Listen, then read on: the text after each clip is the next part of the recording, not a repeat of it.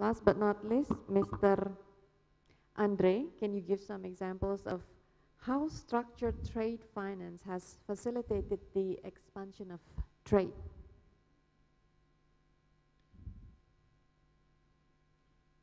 Without revealing secret, I can take one example, which was in the middle of a big problem in Ivory Coast. The ITFC financed in the north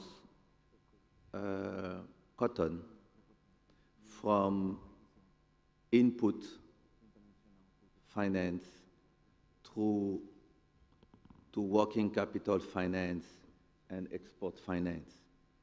And the role of, as he mentioned, under Sharia compliance, they have to have possession of the product. And the role of my organization, which is placed today in more than 42 countries, was to secure the pipeline effect. So like that, the cotton, the input, the seed cotton, the lint, were able to be exported and the bank be repaid. This is one example which was implemented in a difficult time, mainly in Ivory Coast.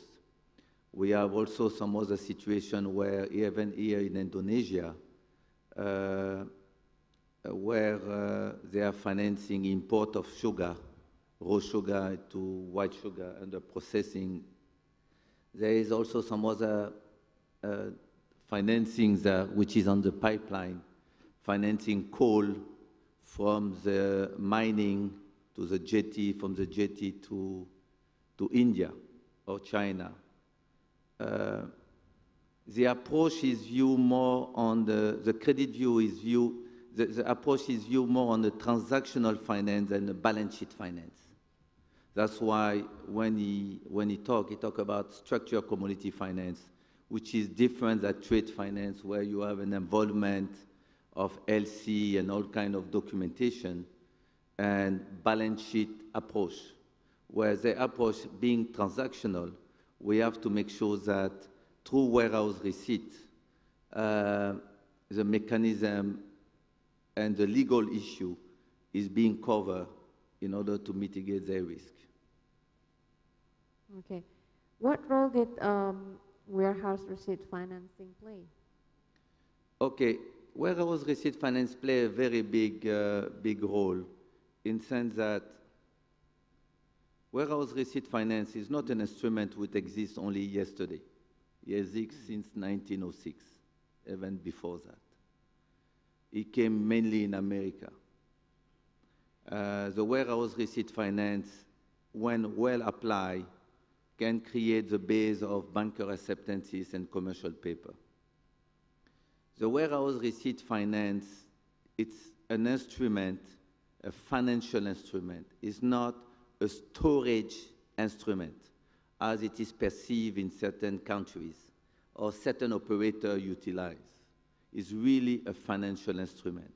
As a financial instrument, the approach should not be done by Minister of Agriculture or Minister of Commerce or whatever, but it should be through Minister of Finance and Central Bank. It's really a regulated product. As a regulated product, it should be, in order to create trust for the bank to finance against this instrument. But behind that, the bank also have to change their methodology. They cannot they cannot use the warehouse receipt as a document which you put in the basket. It has to have a special middle office department who handles this kind of transactional finance and the warehouse receipt. So that means it's a completely different approach, which today a bank like ITFC is developing and utilizing a lot. Okay, thank you very much, Mr. Andre.